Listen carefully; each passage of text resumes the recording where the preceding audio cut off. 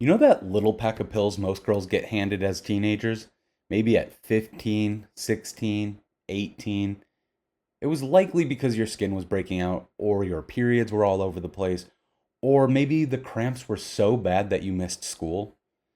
You were told it would regulate your cycle or make you feel more normal. But what most people never got was an actual explanation of what those pills do. Not in a fear mongering way, not in a just trust the system way, but in a real, honest, grounded way. Because birth control can absolutely be a tool. But when it's handed out like a hormonal band aid without ever explaining what it shuts down, or what it overrides, or how it might affect you down the line, that's not informed consent. That's just suppression. And that's where this conversation starts. You're listening to the Root Cause RX, your weekly dose of no fluff functional medicine, where we stop chasing symptoms and start treating what's actually driving them. I'm your host, Dr. Nate Fulton, and this is your prescription for energy, clarity, hormones, gut health, and getting your body back online. Let's get into it.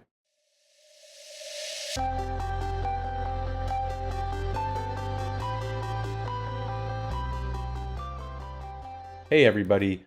Welcome back to the Root Cause RX podcast. I'm Dr. Nate Fulton, and today we're diving into a topic that I'm asked about often: birth control. Not as a debate, not as a right or wrong, but as a real, raw, human conversation. The kind you should have had before anyone ever handed you that first prescription. Because here's what I keep seeing: women showing up in their 20s, 30s, 40s, tired, disconnected from their body, libido gone, mood swinging all over the place, skin acting up, and feeling like a stranger to themselves. And when we start digging, the story usually starts the same way. I was put on the pill in high school, or I've been on birth control since I was a teenager, and no one ever really told me what it does. Not to prevent pregnancy, though that is valid, but because your period was too heavy, or your acne was too intense, or you were told this'll regulate everything. But nobody said, hey, this might pause ovulation. Hey, this might impact your libido or your nutrient status or how your brain and ovaries talk. Or hey, coming off might feel like a shock to your system. And now you're trying to get answers. You're trying to reconnect and feel like yourself again. But you were never given the full story in the first place. So today, we're going to change that. Not to scare you, not to shame you, but to hand you the missing chapter so you can make decisions from a place of clarity and not confusion. Sound good? All right, let's start at the beginning. So picture this. It's the 1960s. The first oral contraceptive gets approved. Total game changer. It gave people control, freedom, autonomy. It opened doors that had never been opened before. But those early pills, they were intense. Super high doses of synthetic estrogen and progestin, and side effects were really rough. Things like nausea, spotting, headaches. So pharmaceutical companies made a tweak. They added a withdrawal bleed week. That's the row of sugar pills or the hormone-free ring days. Why? To make the pill feel more natural, to make users feel reassured. See, you're still bleeding. Everything's totally normal. But here's what most people don't realize: that monthly bleed, it's not a real period. It doesn't mean you ovulated, and it definitely doesn't mean that your hormones are balanced. It's a withdrawal. Your body is reacting to the sudden drop in synthetic hormones, and your cycle, it's still paused, it's still replaced, and it's still silent underneath. That placebo bleed was never about health. It was about psychology and marketing. And over time, that illusion baked itself into the system and into the language that we still use today. Let's clear this one up once and for all. Birth control does not regulate your cycle. It suppresses your natural rhythm and it replaces it with a synthetic one. And that's not necessarily wrong or dangerous, but it's not neutral either. Here's what happens. In a natural cycle, your brain talks to your ovaries. Hormones rise and fall, estrogen builds, ovulation happens, and then progesterone shows up to calm, balance, and support you in the second half of your cycle. That rhythm isn't just about getting pregnant, it's how your body regulates metabolism, mood, sleep, even bone density and brain health. When you're on a hormonal birth control, that entire dance gets completely shut down. And instead, you get a steady drip of synthetic hormones, ones that don't match your natural ones exactly. And everything flattens. Your peaks, your valleys, your ovulation. The withdrawal bleed gives the illusion that your cycle is humming along, but under the hood, it's completely quiet. And when people say, here, take this will regulate your hormones, what they usually mean is, this will make you bleed predictably. But that's not regulation, that's replacement. And that difference, it does matter. Because if you think your cycle's working, you're way less likely to ask what it's actually doing or why it went off course to begin with. Let's talk about how birth control became the go-to script for, well, pretty much everything hormonal. Acne, pill. Painful cramps, pill. PMS, pill. Mood swings, pill. PCOS, pill. Irregular cycles, heavy bleeding, endometriosis, yep, you guessed it, pill. And again, I am not against relief. I'm against people being handed relief without any curiosity about the root cause. Because here's what I see constantly. A teen walks in with acne and walks out with birth control. A college student says her periods are irregular. No one asks about stress or undereating or her thyroid. They just say, here, this will fix it. And she walks out with birth control. A 28-year-old says her mood is all over the place and no one checks her blood sugar, cortisol, or nutrient status. They just mute it with birth control. And what she's left with is this message. Your body is too much, it's too messy, it's too unpredictable, so let's shut it all down. But in root cause medicine, we don't silence symptoms. We ask what they're trying to say. Because those symptoms, they're not random. They're not just female stuff. They're communication. And when we mute them before listening, we miss the message. Here's the honest truth. The pill can absolutely make you feel better. Your skin might clear up, your cramps might ease, your cycles might feel more predictable, but that doesn't mean the root cause is healed. It just means that the symptoms are quiet, for now. Because hormonal birth control doesn't heal insulin resistance. It doesn't rebuild your gut or balance your nervous system or fix trauma or support your cortisol, and it doesn't detox excess estrogen, and it doesn't reconnect brain ovary signaling.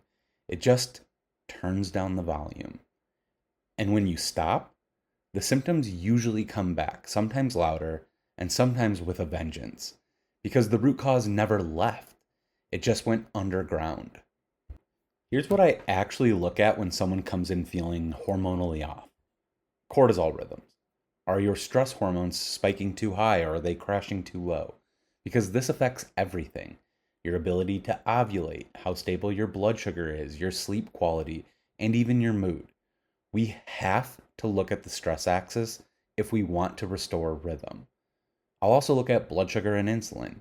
You do not need to have full-blown diabetes for this to matter. So many symptoms, acne, fatigue, weight gain, PCOS patterns, have roots in blood sugar swings or silent insulin resistance, and most doctors aren't catching it early. Thyroid labs. We don't stop at TSH. I want to see free T3, reverse T3, and antibodies. The full picture. Because your thyroid controls metabolism, energy, gut motility, mood, and if it's underperforming, it can quietly throw your hormones off for years. I also look at ovulation and hormone testing. Are you actually ovulating? What's your progesterone doing in the second half of your cycle? I'll run blood tests or a Dutch panel to look at how estrogen and progesterone are interacting and whether androgens like testosterone or DHEA are elevated, which can explain things like acne or unwanted hair growth. It's not just about numbers, it's about patterns. And last, I'll look at gut and liver function.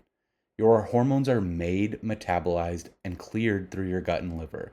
And if those systems are inflamed or sluggish, you'll feel it, even if your blood work looks fine. This is the full body root cause approach. Not just what pill can I take to feel better, but why is my body out of rhythm and how do we support it back to balance? Because that's the work. Suppressing symptoms can feel like a win in the short term. No cramps, no breakouts, no chaos. But I've seen the cost of long term suppression. I've seen women whose libido never came back. I've seen women whose thyroid stayed sluggish, or women who couldn't get pregnant after coming off, or those who developed anxiety, gut issues, or autoimmune conditions that nobody could explain. And again, I'm not saying the pill caused everything, but when you pause a core body system, like ovulation, for 5, 10, 15 years, it's not going to bounce back in 30 days. And if your symptoms are muted the whole time, you might be missing the warning signs until they show up louder in a different system at the worst possible time. If you've ever said, I had no idea, why didn't anyone explain this? Why didn't my doctor tell me? You are not alone. This is the most common thing I hear in practice. And here's the reality. It's not because your doctor doesn't care. It's because the system they work in doesn't reward time, curiosity, or nuance.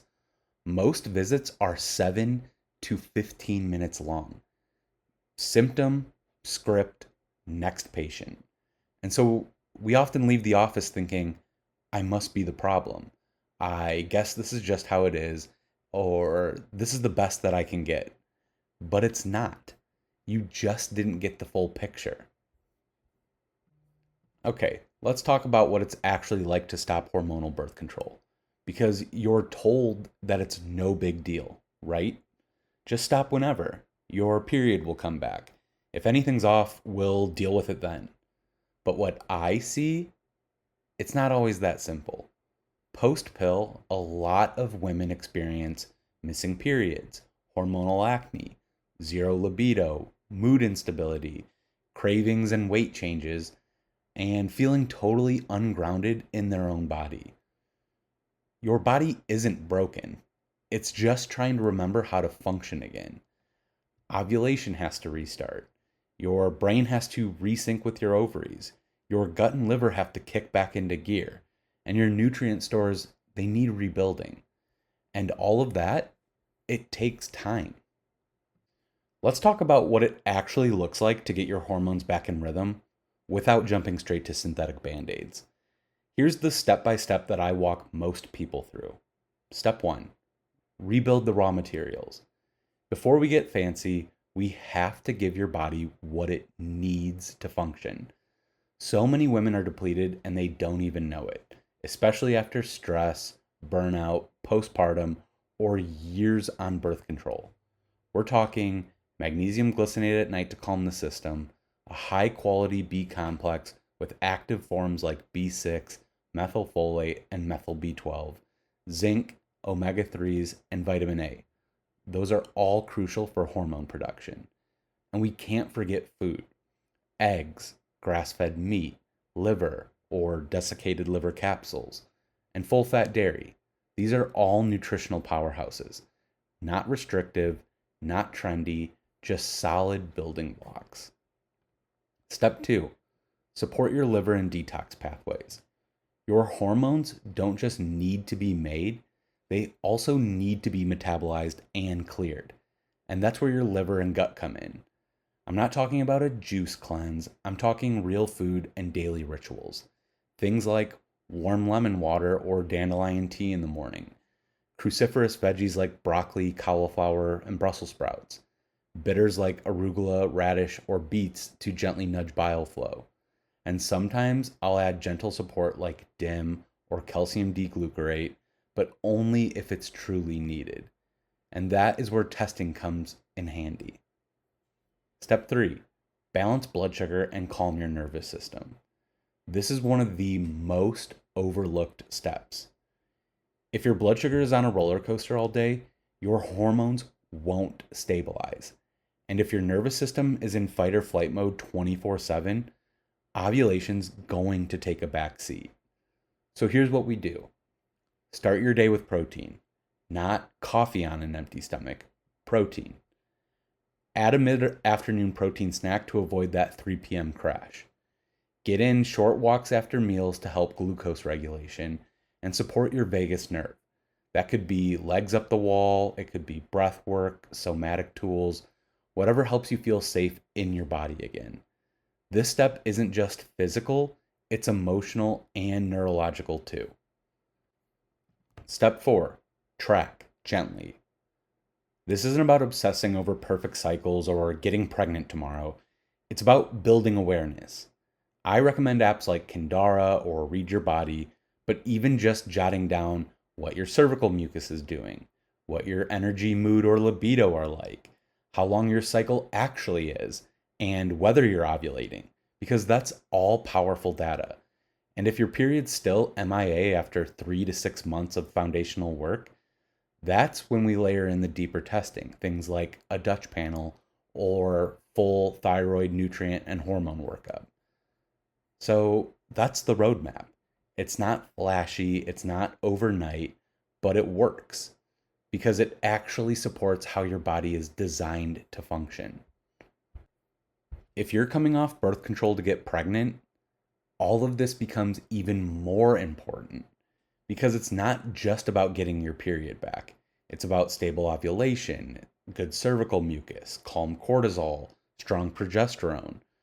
Fertility is an extension of your resilience. It's not about timing apps. It's about building a body that can support a pregnancy from the inside out. You deserve more than just stop the pill and hope. You deserve a plan. I just want to be very clear. I am not anti-pill. I am anti-uninformed decisions.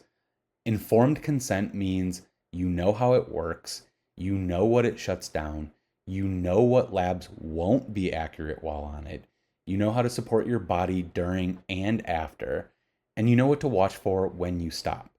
That's not radical, that's respect. Real hormone healing isn't about perfection. It's about reconnection. It's about learning your body's signals, understanding your cycle as a feedback loop, and getting curious instead of afraid. You're not too complicated, you're not too emotional, and you're not broken. You've just been muted. And now you're starting to listen again, and that's powerful.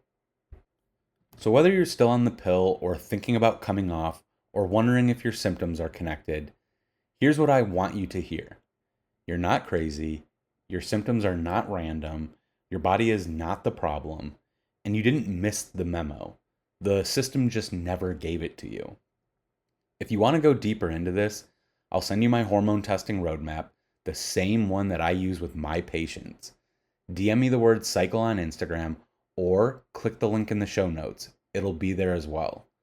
And hey, if this episode landed for you, follow the Root Cause RX podcast, send it to a friend who needs this message, and leave a quick rating or review. It really helps get this message out there. And until next time, keep asking questions, keep trusting your body, and don't ever settle for suppression when healing is possible.